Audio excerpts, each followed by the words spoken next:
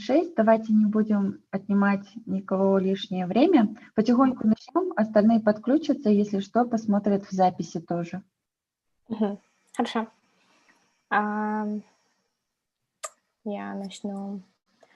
Надеюсь, всем видно. Видно. Okay, хорошо. Hi, everyone. I'm again sorry that this workshop is going to be conducted in English language, but trust me, terminology, visualization, and everything that comes to coding, tech, data science is easier in English than in Russian language. A little bit about me. My name is Togzhan. I am from Kintao. I did my undergrad at Nazarbayev University. I had like economics, bachelor's in economics, but then I realized that I don't like economics.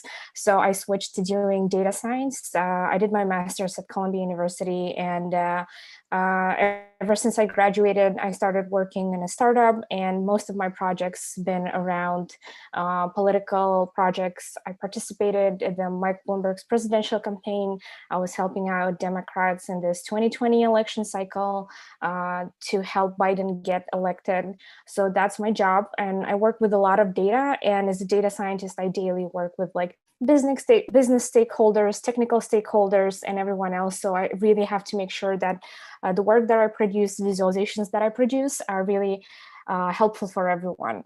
So yep, that's a little bit about me, and let's start. First question is like, why do we visualize things? Why does it matter?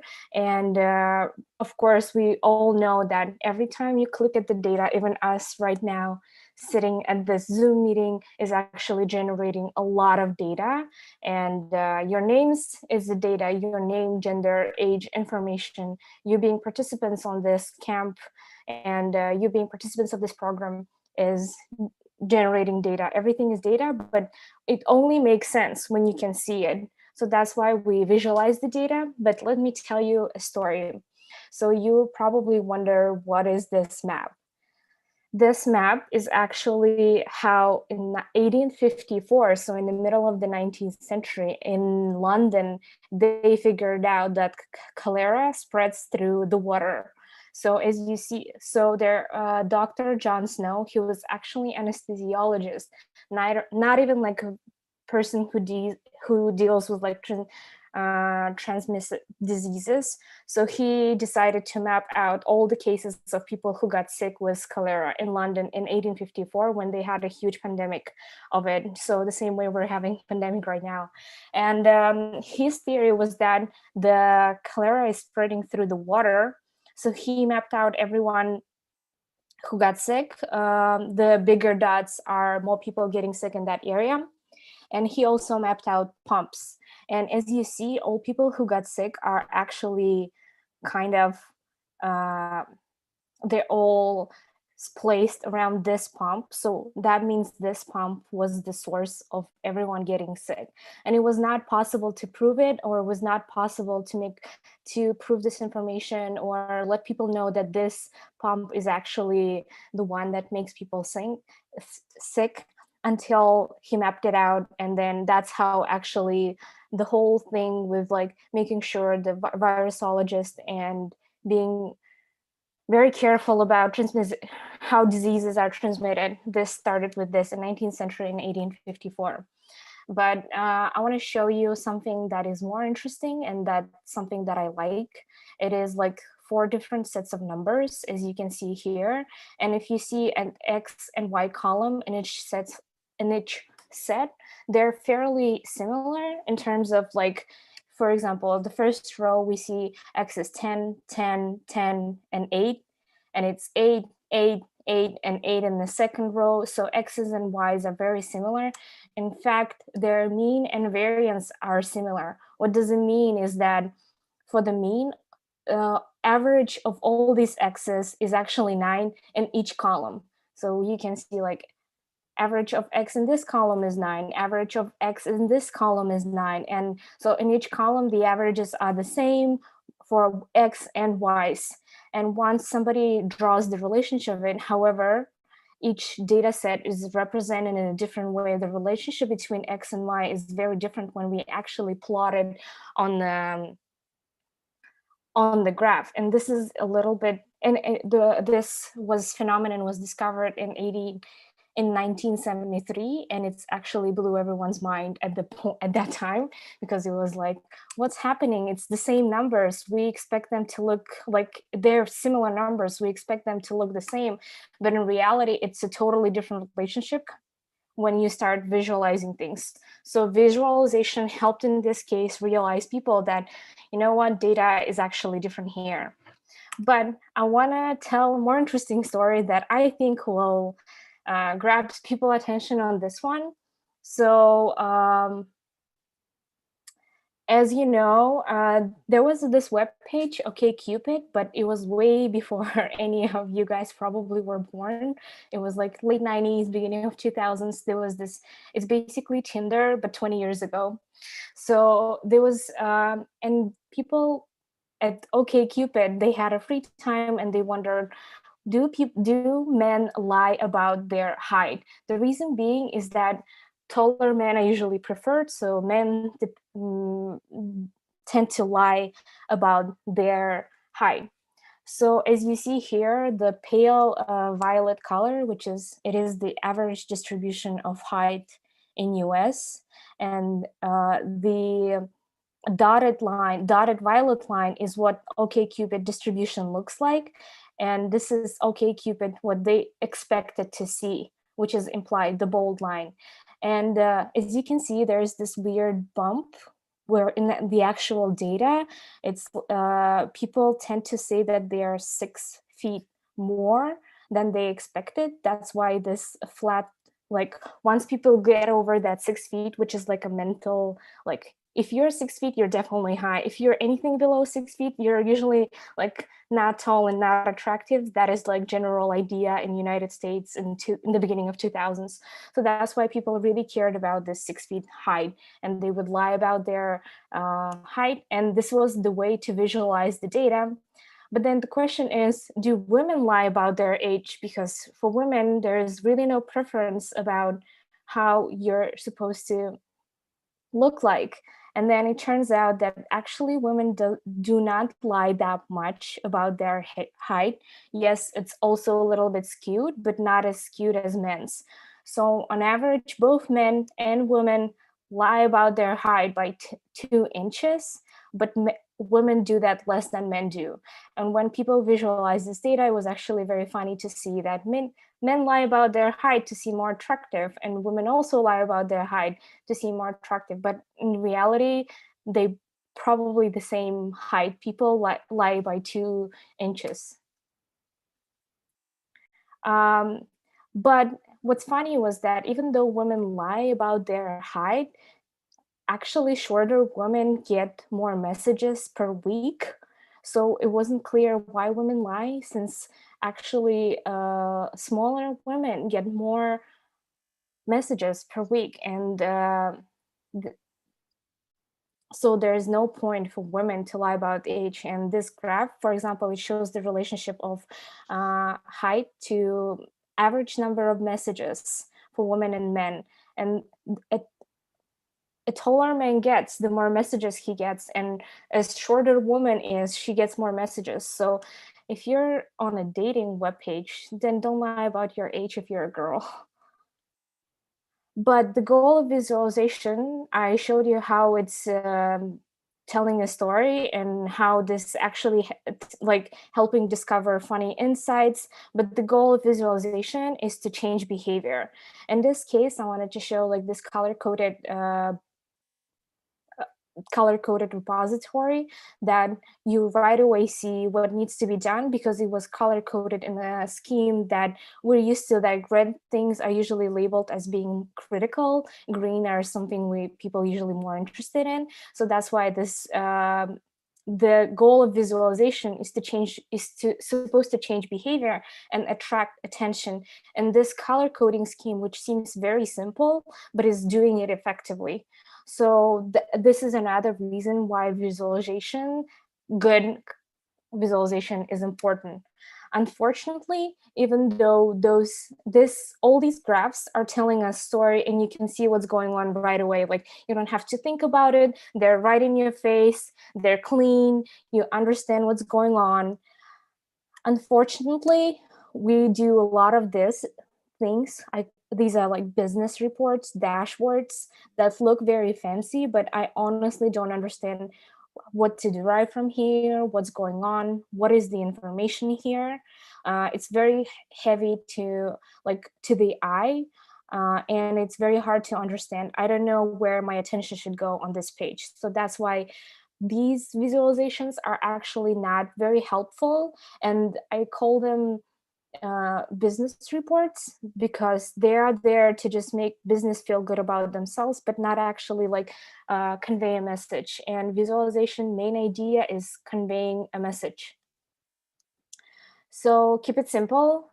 Everything should be made simple as possible, but not simpler. And Albert Einstein was right. You're supposed to make it as simple as possible. Your goal is to inform people, tell them what's going on, help them explain why this data is important, and not make it pretty. Don't focus on pretty, focus it on informative. First of all, every time you start any project, be it even homework, be it, I don't know, class work or presentation, always think, who are your users? Who will be seeing the visualization that you're going to create? Is it going to be business people like C-level executives? Is it going to be engineers, statisticians, technical? Is it going to be general public? Report is published to everyone? So always be thinking who is viewing your visualization. The other thing that you need to always keep in mind is what is the level of familiarity with data visualization, meaning usually, for example, finance people, there are business people, but they are very used to seeing a lot of charts. So you can't surprise them, you can't make it hard for them, they probably understand charts very well. But for example, business people like, I don't know, copywriters, secretaries, I'm not sure that they use visualization that much every day. So it probably will have to be very specific, explicit, so they understand what's going on. Third question is, how often do they interact with similar types of our proposed charts? Again, finance people use these charts daily, so it will be very easy for them to familiarize themselves. If people don't use charts that much, you will have to put extra effort into labeling things, making sure axes are readable, and making sure that everything is going smooth for people. And you have to make sure that the data is in their face. Once you understand who are your stakeholders of your project, I would advise always set a goal. You will don't do visualization just because you can. Always try to answer some questions. Always try to think what this project or this visualization is trying to accomplish. What do people need this visualization for? Is it just to inform people, make nice charts for our webpage? Are we trying to get any insights? What's going on? So always set a goal. Try to make sure to understand what's going on. And the last question, which I think is very important, when and where will they view this?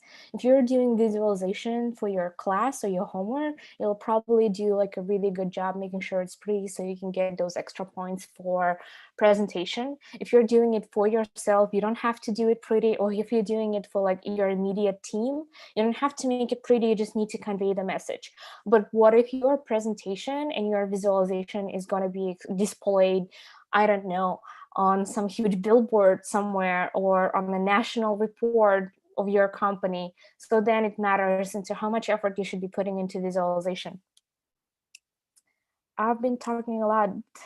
Do anyone have any questions so far?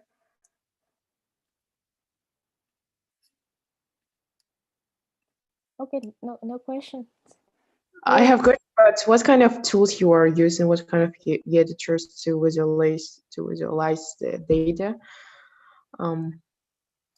So for the tools, I tried to create this presentation a little bit like tool agnostic. So meaning like, because I wasn't sure who is going to be the audience, and also there is no set tool that you should be using.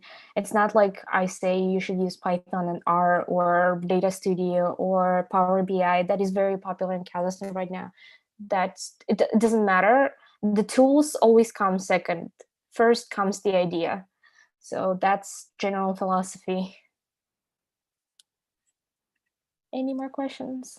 So, okay, once you know who's your user, once you set a goal, now you have to create a list of questions. I actually literally do this exercise where I sit down and write questions. And for example, I have my Telegram channel that I am actively trying to contribute to. And like, for example, if I want to do exploratory analysis about my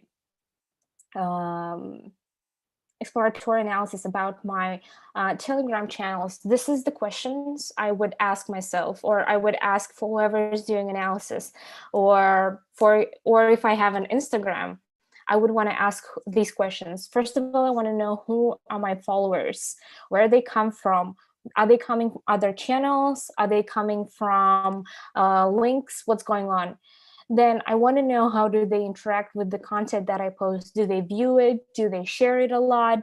What's going on? Do they, I don't know, maybe they just like mute me when they see this piece of content. I want to know how users interact with the content.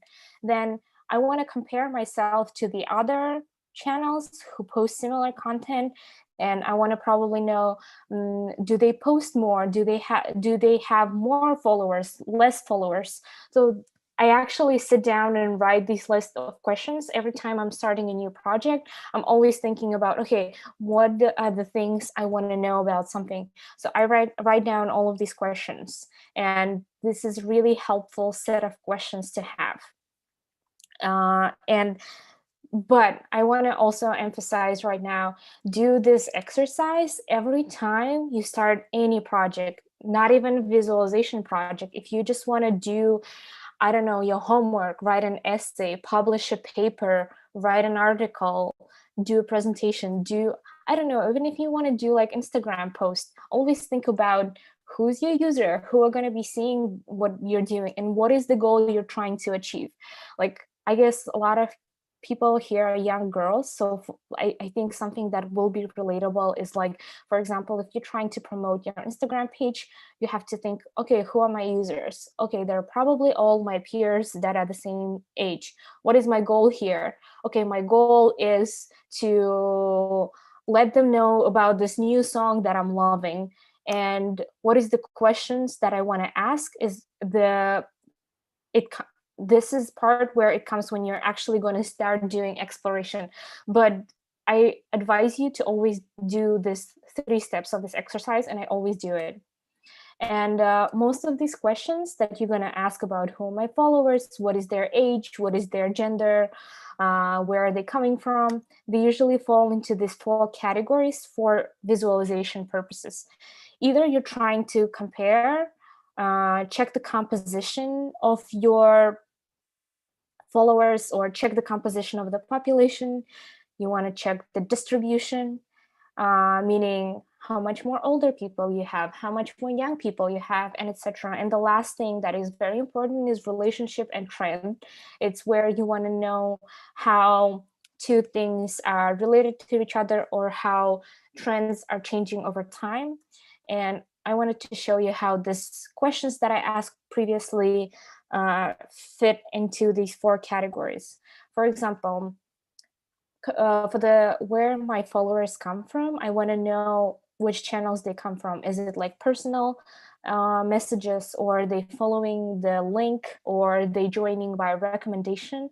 And this is really interesting for me to know, because, for example, if people starting to follow me because I post more on my Instagram and they're coming mostly from there, then I want to boost that channel. And I want to compare different channels in terms of like, is it Instagram? Is it Telegram? Is it links where the people are coming from? Then I want to know how do they interact with the content, and that'll be comparison. And I'm trying to compare, are they viewing more? Are they sharing more? Are they banning more? Are they unsubscribing more? What's going on? So this is like the comparison. And then the other question is the other comparison, which is very obvious, is like which channels have more or less followers.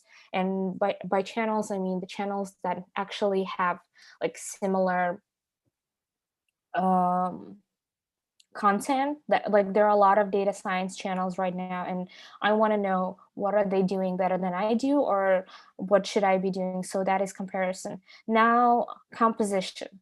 I want to compare which channels they come from, but I also want to know where they come from in terms of composition, like 20% comes from here, 50% comes from here, and how does that composition 20 to 50 to 40 changes over time? So it could be also a composition question if I'm comparing this over time. The other composition question is gender composition of my followers, for example. I want to know, do I have more females or do I have more males? And that's why it's going to be falling into category of composition. The third category, which is age distribution, is I want to know, do I have more younger people? Do I have more older people? Maybe they're all middle-aged or they're all in the 20s. And this is like going to be age distribution question. And the last one is relationship trend. And if I have, for example, my personal Instagram or my Telegram channel, or if it's a web page, I probably want to know like follower trend over time. I want to know how either they dipped, either they grew, what's going on there. And actually these 4 categories are really important, because depending on category of the question, that's how you will be choosing graphs that you will need to use. So let's start with the comparison. For the comparison, I advise to use bar charts, column charts, lines, 2-axis charts. The idea when you use comparison charts, and I don't advise to use any other tools for doing comparison, and I actually have a bonus section on pie charts explaining why I don't like pie charts. But for comparison, these are the charts that I advise to use at all times. If you want to compare 2 things, bar charts or column charts are actually the best. The main idea being that they're next to each other, so I can really see and compare, okay, series 1, series 2, series 3, what's going on. It's very obvious and clear to me which bar is higher, which column is higher. And I also can compare series 1 across different years, 2011, 2012, 2013, 2014. So it's really easy visually to understand what's going on, because they're stacked on the same, they're all using the same axis and they stack together. So it's visually right in my face. The other thing is line charts. For example, here I can compare the general trend over time. So this is like 2-in-1. It's sort of a trend, but it's also a comparison, because I'm comparing the general trend over time, but because it's different color coded, I can compare. And again, you have to make sure that you have the lines all next to each other and that they're using the same axis and they're close to each other, so you can visually understand right away. Well, for example, in this case, we see that this blue one, which is the USA, stuck out, and it's the most important. You can right away visualize and understand and compare how it grew comparing to other things. And my favorite chart for comparison is bar chart.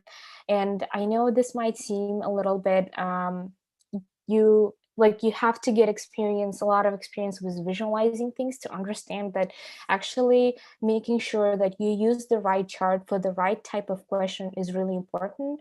And unfortunately, this is how it all works at the end. It's not very creative process as people might think, but it's very much like, okay, I have this question that is comparison, then I have to use this chart or this chart to help me explain what's going on. I love stackable bar charts like this, just because it's obviously they use the same axis, and it's very clear the relationship between each other. So comparison actually is going very easy. Do you guys have any questions about this one?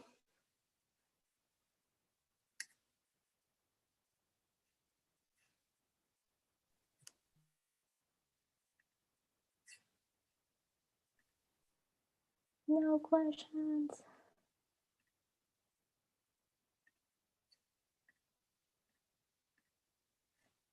Okay, there are no questions, unfortunately, but feel free to ask any questions. Also, I forgot to mention it in the beginning, but asking is free, and meaning that only by asking questions you can learn something. So, yeah. This is for comparison, and I want to pull the statistics from my own personal Telegram page that I have, and I wanted to show like a really good examples that are. So here is stackable charts, and I can't compare where my most followers are coming from or what's going on. This tells me nothing, and even if I do a close-up, I don't understand what's going on. This is visually not appealing, and this is not how comparison should have been done between these channels.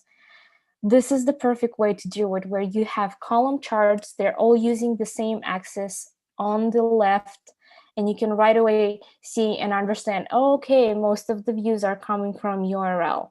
So this is really better way of doing things. Also because, for example, in this chart, like I could not find like small difference between search and channel or personal messages, PMs. Like the difference is so minuscule that I can't see it at all. But if you use a column chart instead, it's actually more visually appealing. You can see right away what's going on in terms of like, okay, actually personal messages are doing better than channels in search. So that's why it's important to use appropriate charts. So now I want to switch to the next one, which is composition. And for the composition, the questions that I asked were, what is the gender composition or age distribution that I had, or where my followers are coming from. And for this one, these are the charts I also recommend using for this one, which is pie chart, stacked column charts, stacked area chart, and waterfall chart. So in this case, now, actually, this chart for comparing the composition, it actually now works perfectly, because now I can compare that on this day, I had actually more URL viewers. In general, I have more follower viewers, but on this day, I had more URL viewers. And here, okay, on this day, the channels, the orange channels color is bigger than on this day. So this is really good.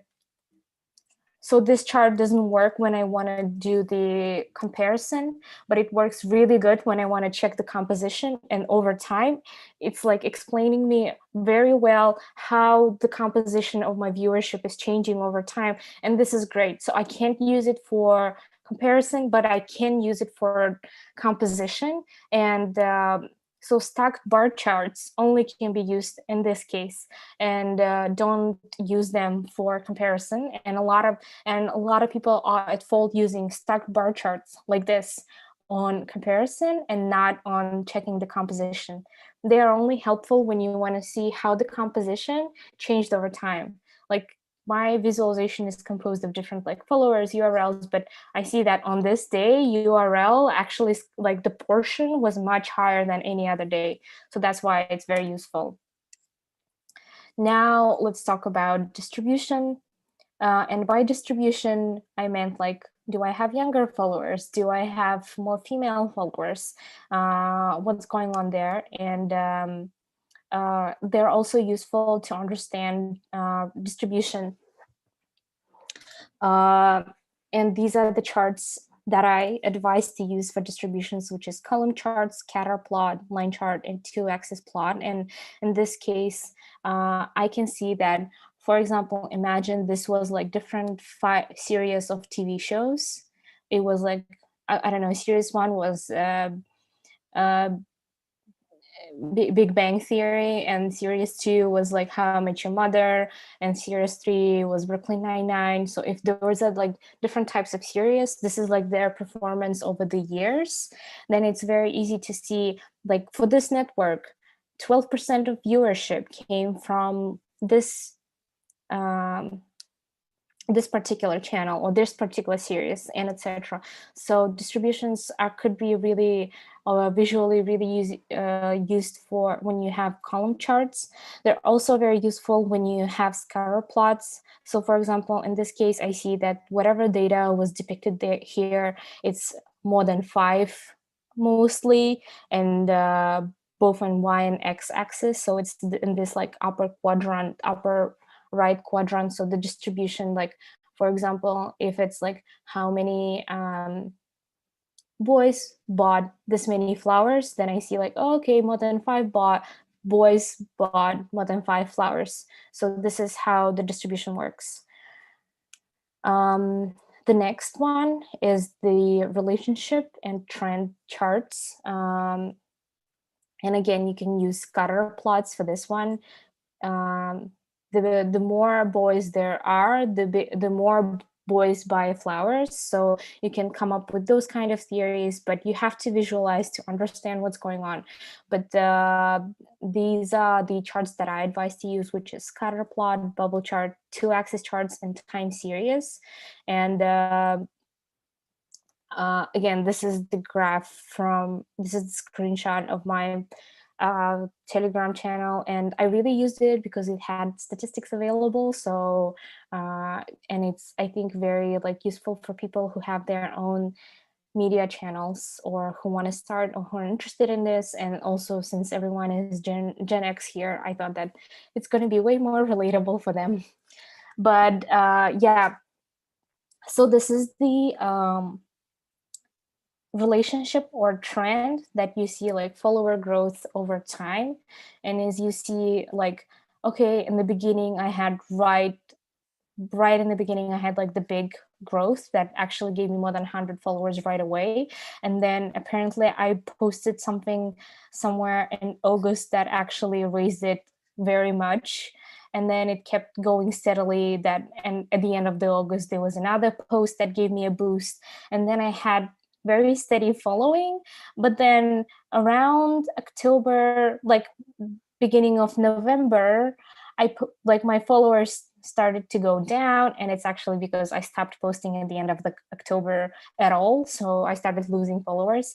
And then I started posting again at the beginning of November, and then right away I had a bump and I had more followers. So this is like really good way of interpreting the data when you have and seeing the relationship and between your post and the trends that you have. So I do have a bonus section, but so far I want to say as a conclusion for this section is visualization is about changing behavior. And for example, in this case, in this graph, it turns out that when I don't post anything, I start losing followers. And this chart is informing me in that. And it's changing my behavior that I need to post regularly, so I keep maintaining follower growth or something like that. So this is why it is important to visualize data in this case.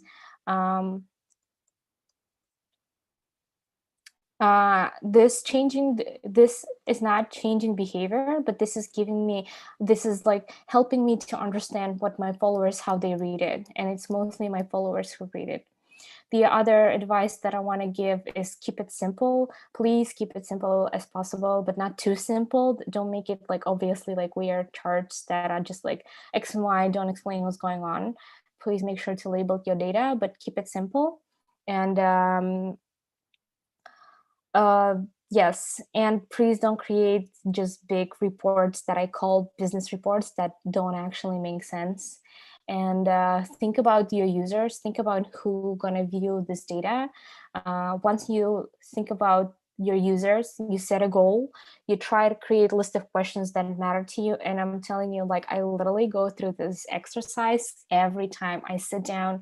I think about who are my users, what is the goal of this project, and then I write down all the questions that people want to know or I want to know, and then I start either writing code or doing visualizations. And that's how I do it. And lastly, and most importantly, use appropriate charts. And it's very important. I feel like that's what separates people who do like amateurs, I would say, from professionals. And what I mean by that is, you know, that professionals would never use pie charts for comparison. And it's not coming from like some sort of like professionals thinking highly of themselves, but this is actually an effective way of visualizing the data. And actually, there is a whole discipline about the correct ways of visualizing the data. And there are books written about it that have been studied, and the whole research about how human eye perceives the data. So, and lastly, iterate. Nothing is ever final. You can always change things. Nothing should be done only once. Keep always changing, improving your visualizations. And this is the quote that I like. And it says, like, in the beginner's mind, there are many possibilities, but in the expert's mind, there are few.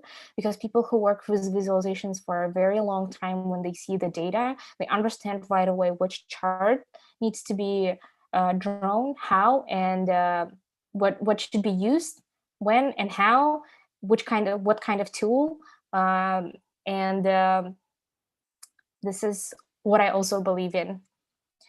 And bonus section on pie charts. I will explain why I don't like pie charts, and you shouldn't use pie charts as well. Imagine you're trying to do a salad, which consists of lettuce, cucumber, tomatoes, peppers, carrots, and asparagus. I know, very healthy salad, but just imagine that we're gonna eat it, and there is this distribution of this produce to each other. And when you look at the pie chart, it sort of gives you the feeling like, I don't see much difference visually between 29% and 35%. For me, it's almost same. Visually, it doesn't matter. Like, visually, for me, difference between 10 and 11%, I can't perceive it. What's going on here?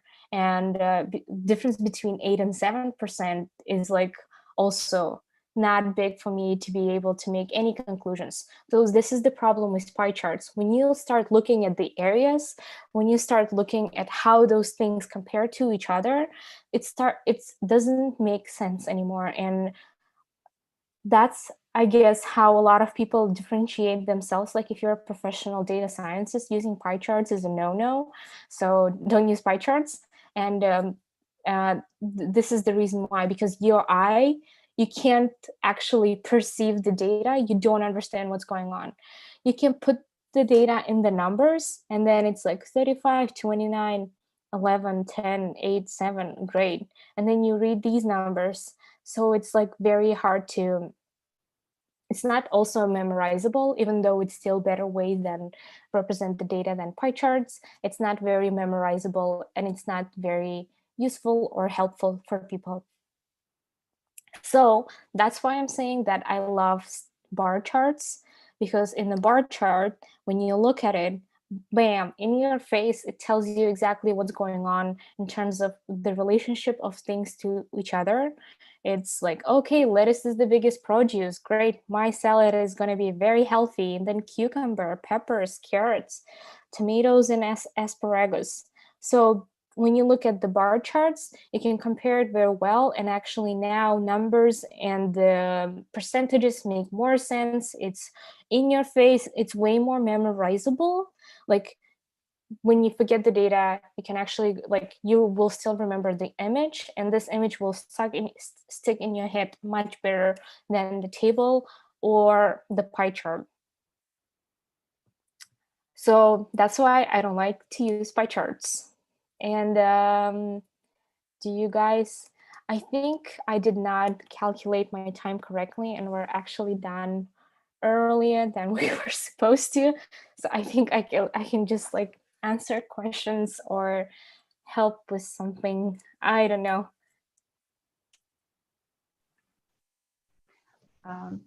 Спасибо большое. Мне кажется, мы можем просто перейти на дискуссию, отвечать на вопросы. Может, девочкам хочется что-то узнать про вашу профессию, как вы вообще работаете. Поэтому, девочки, задавайте вопрос. Уникальный шанс узнать из первых уст, каково это работать с датой.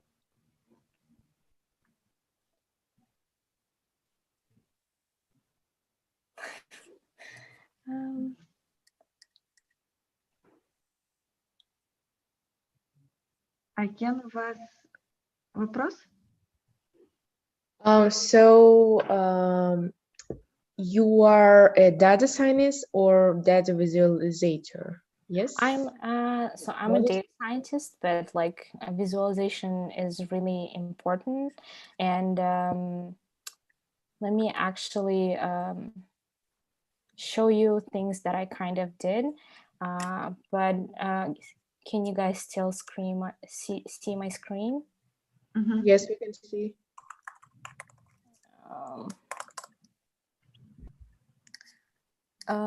So for example, these are the visualizations that I create.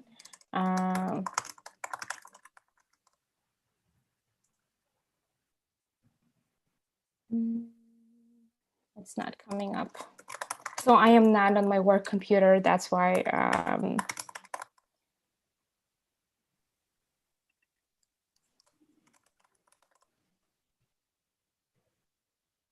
Interesting. I guess my company took down.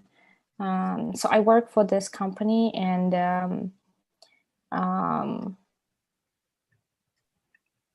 these are like, so as a data scientist, sometimes they ask us to write like posts, and here is, you see bar charts, they tell you clear story that between 18 to 20 I'm sorry, Mr. Togzhan, but the screen stuck in one place. Sorry? But the screen stuck in one place, we can see your works. So you're not seeing my screen right now? Oh, wait. Yes, but it's stuck on one of the page of the presentation that you have already presented to us. Oh, okay. Like, just give me a second. So yeah, I'm a data scientist, but I do a lot of visualization just because as a data scientist, I'm supposed to answer all the questions and solve any problems with the data. And sometimes I have to like communicate the data. And I just wanted to show like one of the examples that I do. It's a public thing that I can share, because a lot of the things that I do as a data scientist is internal and I cannot share it. But that was like one piece of work that I can actually actively share. And you said it's on my presentation. Do you guys see my screen? This yes. one? Yes, now we can see. Okay. So for example, like sometimes we write Medium posts because like our communication teams bugs us with this. So for example, this is the distribution that I put together. Like in this case, you can see this was like distribution of voter universe and early vote by age bucket. So actually I have 8.336 young people, but only 599 voted. So here it's like very clear that in this case, 60 to 85, the older people voted more compared to what they actually like make in the universe. And this is like when I try to compare things, this tells a story really well. And actually this was done in Excel. So because I had raw numbers and I just put together, it was done very quick and it was done in Excel. No pretty things, no like Power BI or any kind of super cool tools. Sometimes we do just these things where we just put out the numbers. And so this is like the work that I do. And I also worked on this thing.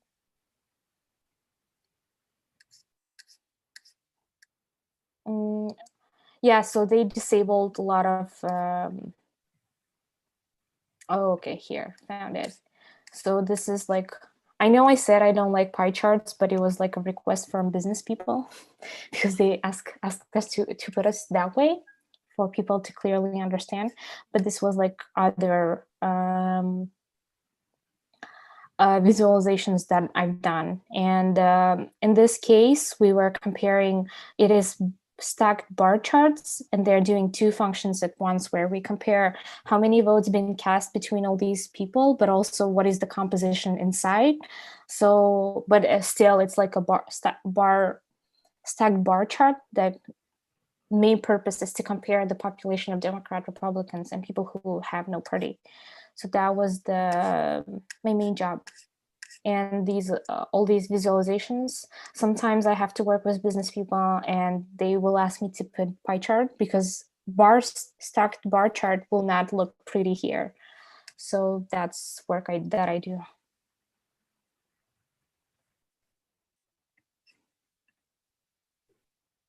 More questions? So your startup goal is like to to show some information, yes, to like. Yeah, so the goal is always like the information has to be in your face. It doesn't have to be pretty. I mean, this was like actual national report that went out to all Democrats in the country, and it's not that pretty. It's super like straightforward, and it's like very much like sequential, so there's only one piece of information at a time, so it's not like at everywhere. But it went to all the like party leaders, candidate, the important people, but still we wanted to make sure it's simple and it's conveying the message more than it's being pretty. Also, the other cons of making it too pretty is the development time will take you too much to develop and change those things. But if you keep it simple and nice, you can iterate and change things quickly. So how many hours do you work every day, per day? Well, right now there's not much work to do. Elections are over, but 2 months before the elections, pretty much every day nonstop from like 9 a.m. till 10 p.m. without weekends. It was like that. It was 80 hours work days. It was crazy.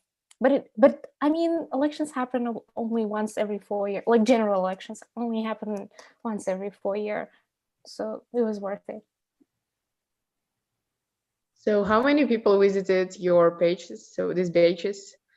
I don't know how many. I should probably ask communications team about it, but it was nice that this report, like, I mean, also a lot of things that we did during campaign was actually like printed in news, like visualizations, even the stupidest bar charts or the simplest like charts that we created, and they're not pretty. I do them really quick in Excel. I have the data. I know what I want to say. I just need to visualize it.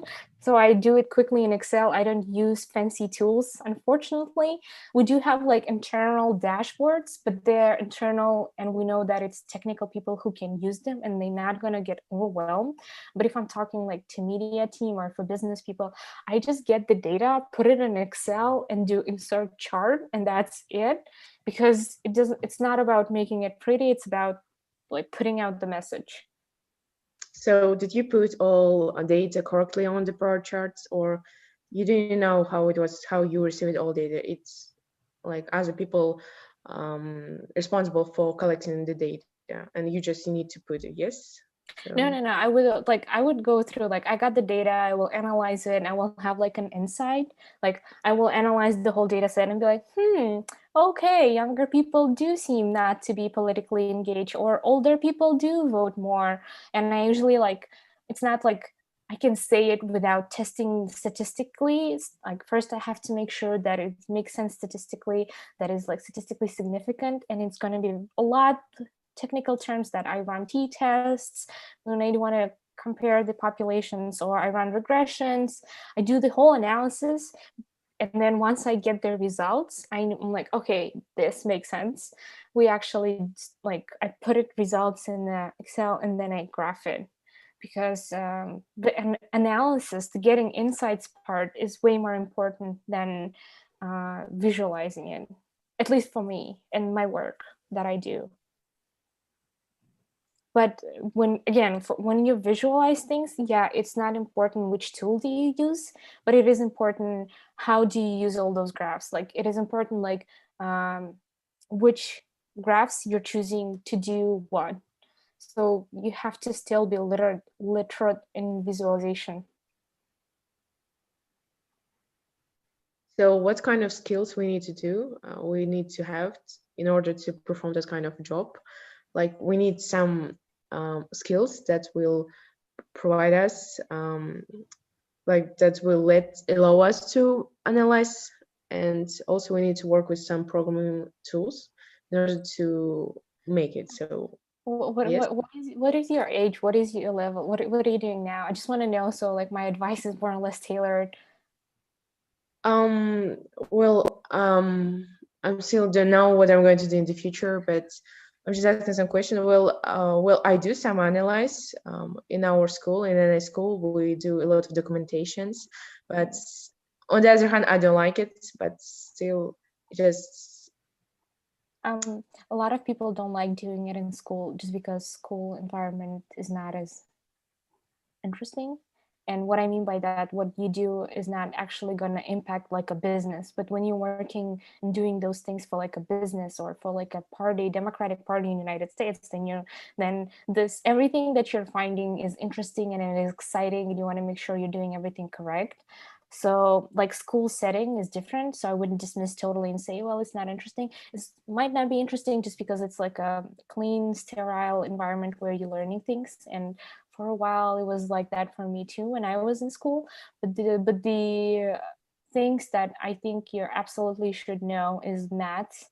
You should be confident in your math skills, and having hard skills like math, statistics, and probability is way more important than coding language or visualization tool. Of course, it's important that you master one of the like languages, Python, or I don't know, R, JavaScript, whatever. It's important that you master them, but once you, it's about having that logical thinking that maths and statistics and probability will give you, so you can pick up anything really fast. Because without that foundation, you cannot just go on and build things. You have to have like that logical reasoning that maths statistics will give you to be able to analyze things. And tools, I feel like those will come second. And you can always like read a book, take a course, learn something, but it's more about focusing on the logic of things.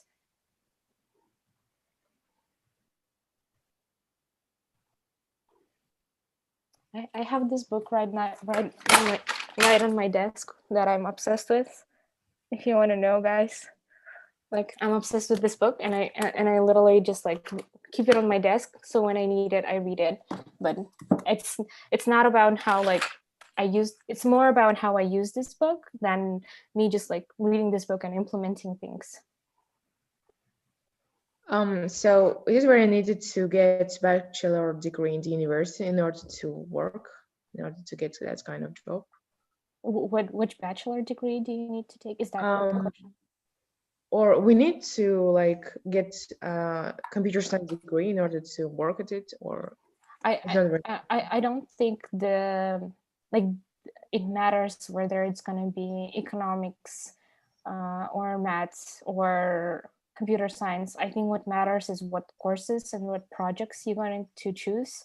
I mean, I had economics degree, but I took a lot of computer science classes, so it kind of balanced it out, and I'm fine now. But I mean, there is this study that I like that was done in either Princeton or Purdue in 2014, I think, and it was like the success of your whatever field you choose is going to be dependent on two things. Is like, first is a relationship with your professors. You have to really build like those mentor-mentee relationships with your professors, and the other one was having long-term projects that last more than one semester. So if you just do things like one semester and you like forget about it, you're not going to build skills. It's more about like having long-term projects where you can build skills and have that longevity. So I would advise not focusing on like which degree should I choose, but more like which professors should I talk to, which classes I should take, which projects I should choose, and which internships I should do. Those matter way more than the bachelor's degree that you will obtain.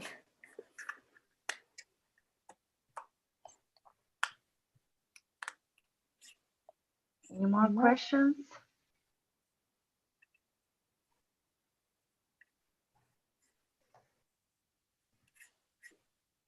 Okay, how you go to Columbia University? How I got to Columbia University? It was very random. Again, it was because my professor was actually amazing, and he I was doing economics third year of undergrad in at Nazarbayev University in Astana, and that was 5 years ago, and nobody knew what is data science back then, or nobody, like, it wasn't widespread or popular as right now. Like right now, like it was popular in the United States, but not in Kazakhstan, and everyone was like, now everyone is like, oh, data science, data visualization, Power BI. But like back then, nobody did it. And then I didn't know what it is at all until my professor sat me down and was like, I actually think you can do data mining. And I saw that Columbia has a good program. Maybe you should apply. So that's how it happened. It wasn't like me being super awesome and researching things. It was literally my professor suggesting me to do this thing. And then I actually didn't have money to apply to Columbia because application costs $100. But then one of my trips that I was supposed to have to the student conference got canceled. So my money freed up, and literally it was like the deadline was 15th of February, and 14th of February, I was like, maybe I should apply. So in one day I tailored, like I already had like my motivational letter written, but I tailored it to Columbia. And then I asked all of my professors to write me a recommendation letter in one day. And because I had a good relationship with them, they did it in one day. And then I ended up submitting my application in less than 24 hours. And it was crazy. But it was like, because I didn't think I would get in. So I didn't even think of applying. But since my money, I got $100. So I was like, you know what, I'm going to apply. Let's see. And then I just ran towards each professor. Can you please submit a recommendation letter in this half an hour? And they're like, are you insane? I have my work. I have class. I have this. I'm like, please. So yeah, maintaining good relationship with your professors, teachers is really important. So you obtained a master's degree in Columbia University? Yeah, I got him. I did master's there, and I was the only person from Kazakhstan doing that program. There are a lot of people from Kazakhstan to Columbia, but I was the only one in like engineering school. Okay. So yeah, keeping good relationship with your professors and having like long-term projects, I think it's like key to success in your undergrad. So you recommend to apply to Nazarbayev University and then like go to another university? You can. I feel like at this moment it doesn't matter. You can go to any university, do any undergrad, but I do think that some universities in Kazakhstan have like better infrastructure, or they have better professors. I think you should follow always like people who can teach you something.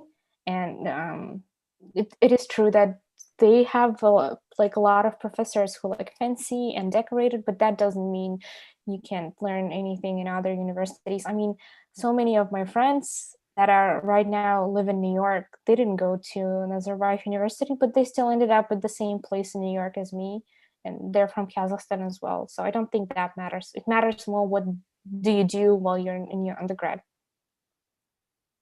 Okay, thank you very much for your advice. I will keep it in mind. And how is life going in New York University?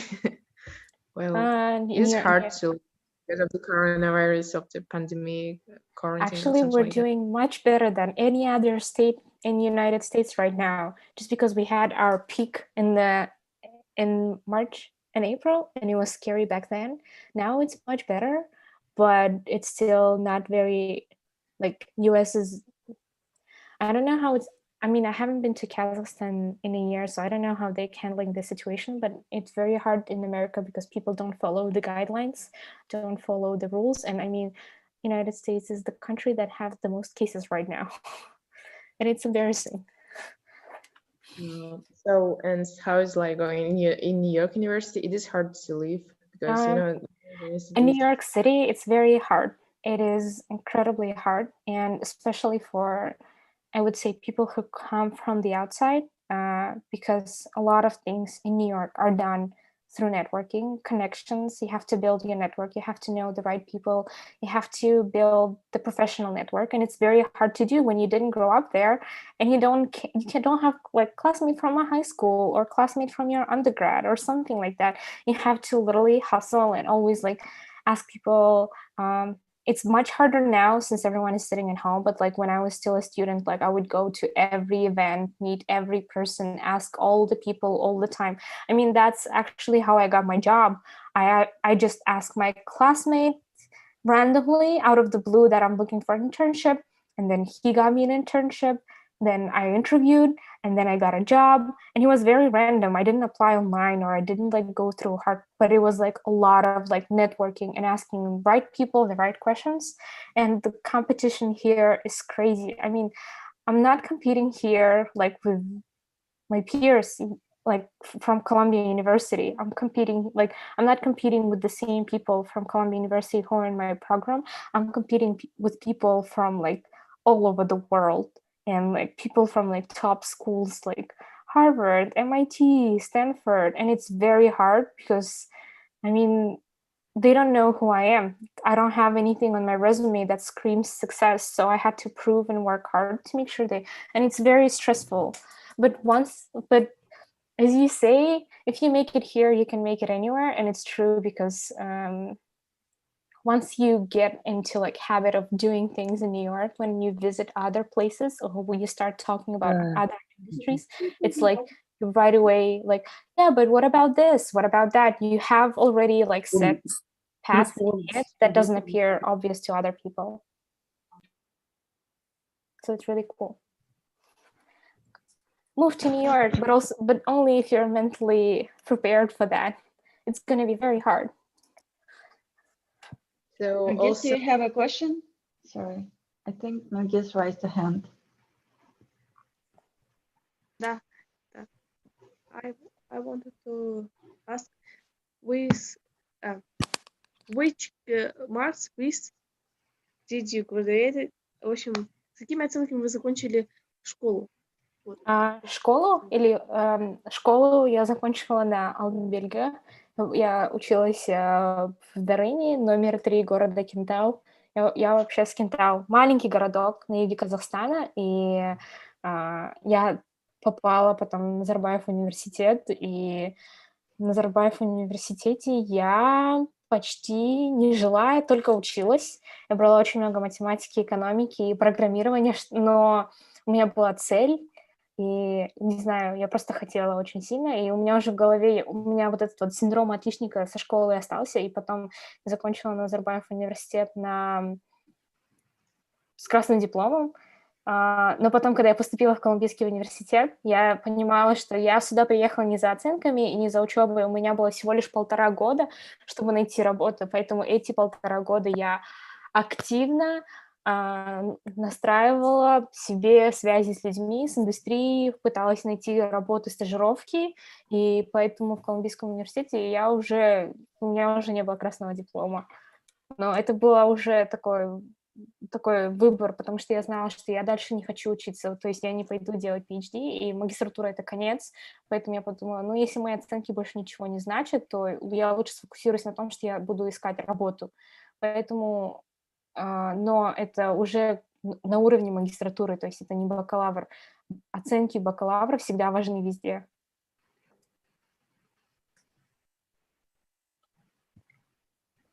Спасибо. Айкен, вы хотели тоже что-то спросить?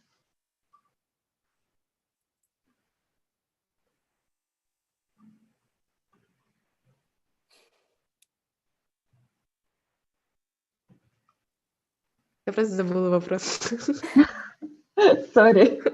Вы можете задавать вопросы на русском, не обязательно на английском. Просто, если честно, я советую читать техническую литературу и, в принципе, всю литературу именно по профессии, по специальности на английском языке, хотя бы потому что на русском, во-первых, какие-либо новости переводятся очень долго, и пока до вас дойдут какие-то новинки на русском языке, в Америке это уже все использовано, сделано, и уже никому не интересно, да, или в Америке, или там в Англии, в англоговорящих странах. Поэтому советую всегда читать техническую литературу, смотреть курсы всегда на английском языке, и даже если тяжело, стараться привыкнуть, потому что даже, допустим, простые вещи, как variance, на английском языке одно слово, и как бы it's self-explanatory variance, а на русском языке это изменение переменной величины или дисперсия переменной величины. И когда говоришь слово дисперсия или когда это непонятно, что это такое, а variance, сразу понимаешь, что это.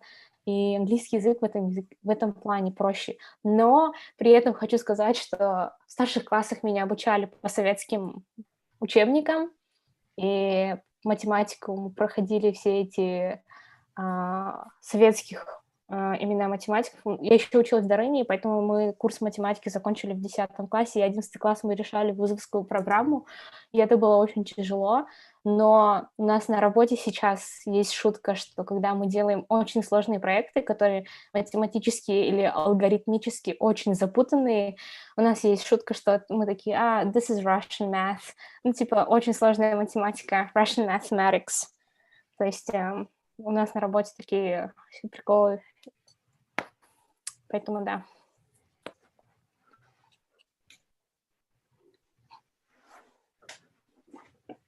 Еще вопросы? Не стесняйтесь, это уникальный шанс узнать все. Did you study in foundation or direct? I did my foundation year, yeah. But when I did it, it was totally different because when I did my foundation year, it was like different program, like it was still under UCL, University College of London. So we had the same program as they did. Now they changed it totally, and now I don't know what's going on. But at the time, I chose foundation just because I wanted to be on the same page with my peers, and it wasn't like very much academic choice, like, yeah, I need this to be better, and this and this and this. I was like, no, it was like, I want to do the same program with people of the same age as me. So it wasn't very smart choice, and it wasn't very logical, but I ended up doing great anyway. So I don't think that matters, actually, like this like foundation and no foundation thing. A lot of people ask me though. I want to ask, what's the difference of life between USA and Kazakhstan, and do you want to return to Kazakhstan? I want to talk about like my undergrad experience. Я хочу немножко рассказать об обучении в Назарбаев университете и в Колумбийском. Если честно, обучение в этих двух университетах никакой разницы не было. То есть в плане, как учеба была структурирована, в плане, как профессора преподавали, разницы абсолютно никакой не было. Поэтому, когда я пришла в Колумбийский, у меня адаптации вообще не было никакой, потому что я такая, так же, как у меня там профессора делали. И то есть для меня разницы в учебном плане не было. Была разница в том, что Колумбийский университет просто огромный, там где-то 20 тысяч человек. И в этом плане мне понравилось в Казахстане, по крайней мере, учиться в Назарбаев университете намного больше, потому что нас было всего лишь 500 человек во всем потоке. И если нас что-то не устраивало, мы всегда могли пойти поговорить с профессором, с дином, с каким-нибудь acting chair or что-нибудь такое. В Колумбийском ты ни за что даже просто с профессором не поговоришь, потому что он ведет там 2-3 класса, в каждом классе сидят по 200-300 человек. И то есть value for money is, it doesn't worth it. Просто бренд, наверное, но, в принципе, в плане учебы все так же было. И единственное, что инфраструктура, мне кажется, была хуже в Колумбийском университете. Еще мне, допустим, не понравилось то, что в Назарбаевском университете мы на лекциях сидели не больше 30 человек, В колумбийском мы могли сидеть 200-300 человек. Там на одном классе мы сидели 400 человек на лекции, и вот такие уроки, мне кажется, ты вообще ничего не усвоишь. И плюс у профессора нету никакого личного отношения к тебе, и очень сложно построить отношения, очень сложно. Нужно очень сильно работать над этим. Нужно быть прям determined, чтобы с профессором разговаривать, находить общие какие-то контакты или что-то такое. Это так сложно. Это мне кажется, в этом плане Назарбаев университет дал очень хорошую базу, то, что я быстро наладила с профессорами отношения, и это мне не стоило многого. В колумбийском это практически невозможно.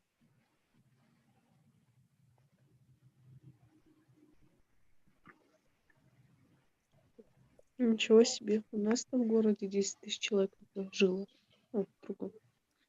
Ну, кстати, вот мне кажется, то, что вы рассказали, Togzhan, это характерно для школ, инженерных школ, потому что у меня в НYU подруга училась тоже в инженерии, она то же самое рассказывала, то, что там 200 человек на паре сидят, и никаких там personal connections еще даже не пахнет. И в отличие от того, что у меня вот master's degree было по PR, и мы были очень маленькой группой, нас на потоке было буквально, наверное, 40, и мы, в общем, как класс. То есть все пришли в 2012 году, в 2015 мы все выпустились. Поэтому у нас вот и с учителями отношения по сей день, я вот общаюсь с 3, и прям вот как-то и с одноклассниками тоже. Мне кажется, это специфика инженерной школы, потому что туда очень много людей идет. Возможно, да. Возможно, да, но мне кажется, все равно люди платят. И инженерные программы обычно еще и самые дорогие, поэтому для меня это просто, блин, зачем столько денег тратить?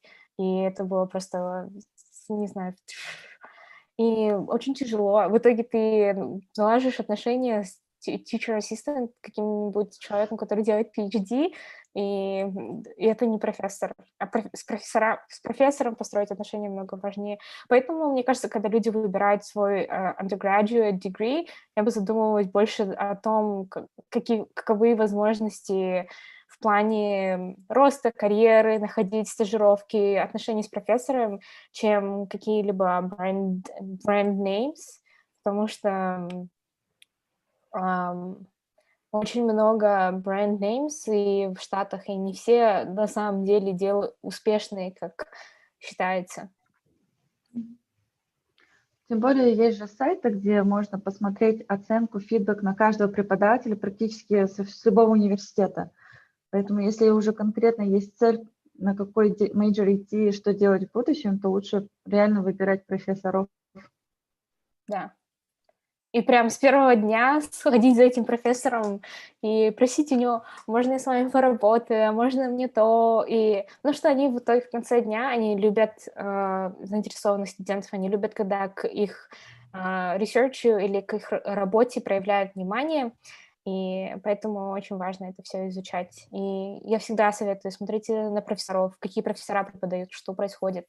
Потому что очень многие люди выбирают топовые университеты просто из-за бренда, там, колумбийский, или некоторые выбирают там Гарвард или какой-нибудь Ivy League School, но Ivy League — это уже не настолько актуально в Штатах.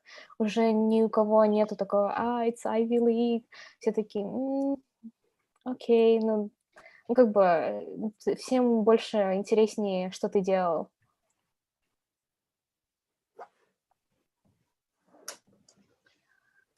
Есть ли еще у кого-то какие-то последние вопросы?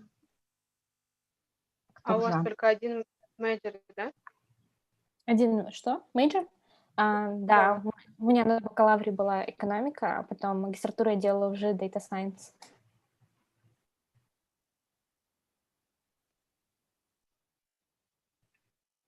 Но при этом, когда я делала бакалавр, я все свои свободные кредиты тратила на математику и программирование. То есть на 3-м курсе я только брала математику, программирование, 3-й, 4-й курс.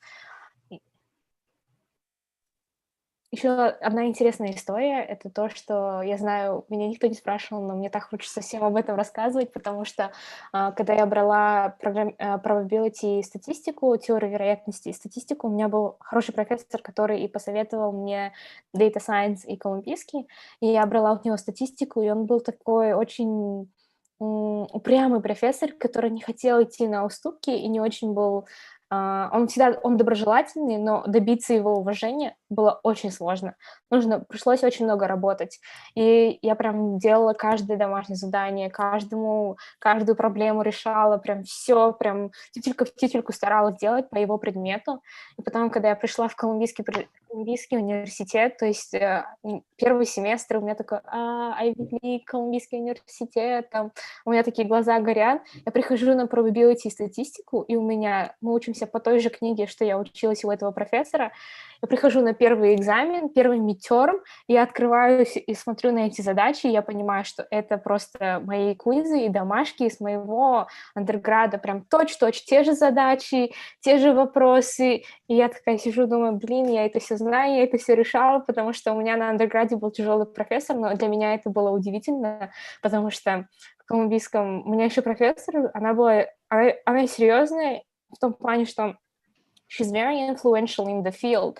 У нее очень много публикаций, ее книги очень популярные, и она у меня профессор, но она преподает то же самое, что преподавал мне мой профессор где-то в стране, которую никто не знает, в Казахстане, и это было очень приятно. Ребята, поступаем в Назарбаевский университет. Если честно, то я не знаю, что сейчас там происходит. Я не могу там сказать, да, он клевый. Тем более, учитывая, что многие мои любимые профессора уехали, я бы, наверное, реально, опять-таки, присмотрелась бы, села к профессорам. Потому что я знаю, что сейчас очень много еще университетов начали вкладываться очень сильно. Я знаю, что Астана IT University открылся, он вкладывается очень сильно в свой имидж, и профессоров они ищут постоянно хороших. Мой одноклассник тоже с Кентау, тоже с моей школы. Мой одноклассник, с которым я вместе училась, он сейчас работает в Гугле в Сан-Франциско. Он учился в МУИТе, Международный университет информационных технологий. То есть это, и как бы, кто-то может сказать, что он работает в Гугле, вау, круто, но ему не пришлось идти в Назарбаев университет для этого. Хотя он работает в Сан-Франциско в Гугле, что капец круто. А он в каком университете учился, получается? Он учился в МУИТе, то есть он не учился в Назарбаев университете, он учился в Международном университете информационных технологий в Алматы, но он пока учился, он постоянно работал, и он прошел интервью, сидя за границей, он делал все задания, у него было очень хорошее резюме, то есть он выстроил свое резюме очень хорошо, он постоянно работал, и в итоге Google сделал ему приглашение, и он уехал туда работать.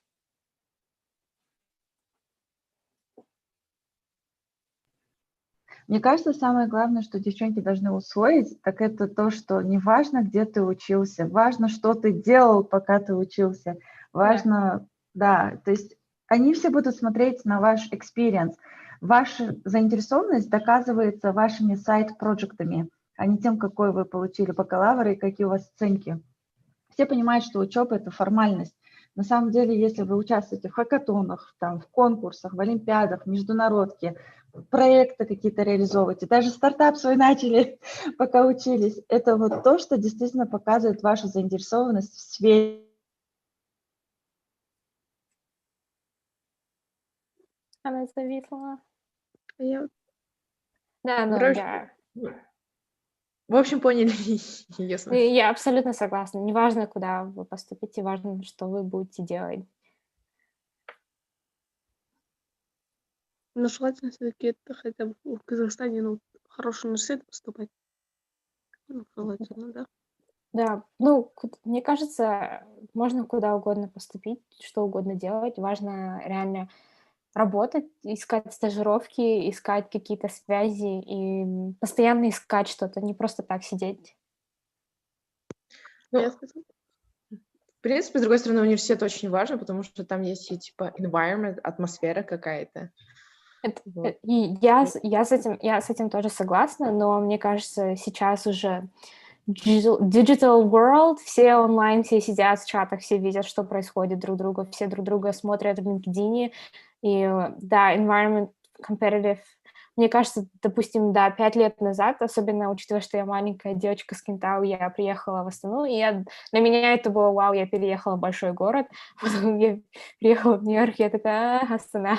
Но это как бы большой был такой прыжок для меня даже с Кентау в Астану переехать. И да, если бы не было бы environment, я бы, наверное, никогда бы не мечтала бы попасть в Нью-Йорк.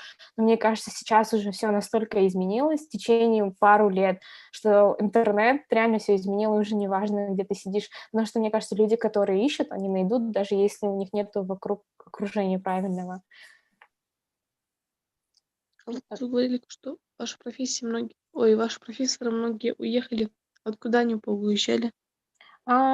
Некоторые уехали, потому что у них контракт закончился, некоторые вернулись к себе на родину, то есть там по-разному. Но я хочу рассказать один пример. То есть я на работе сейчас. Почему я еще раз хочу сказать, что да, окружение важно, но важно, что вы делаете с этим. Это я сейчас работаю с Chief Economist of Bloomberg, то есть этот человек, он главный экономист организации Bloomberg по всему миру. И у экономистов принято, что у тебя должен быть как минимум PhD, чтобы ты считался влиятельным экономистом или чтобы тебя принимали всерьез. У этого человека, он chief economist в Блумберге, у него только бакалавр по экономике, и у него больше ничего нету. И этот бакалавр у него не с какого-то там Гарварда или там Стэнфорда, у него бакалавр с обычного университета в Джерси, который Радгерс, который не считается таким... Он хороший, но он вообще не солидный.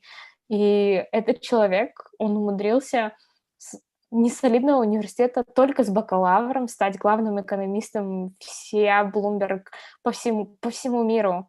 И это реально inspiring. И когда я с ним разговариваешь, ты понимаешь, что просто этот человек заряженный, он постоянно ищет, постоянно разговаривает с кем-то, постоянно там читает. У него просто заряженность есть, которая ему даже, мне кажется, не нужно было в университет идти.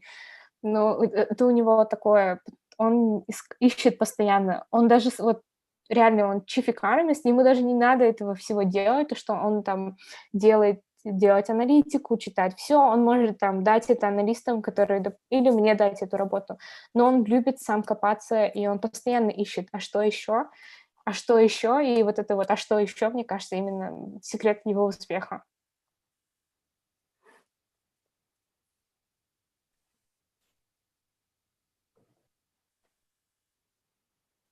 Если ни у кого нет вопросов, в принципе, у нас уже время, поэтому большое спасибо, Тогжан, что остались на ночь, рассказали, поделились опытом.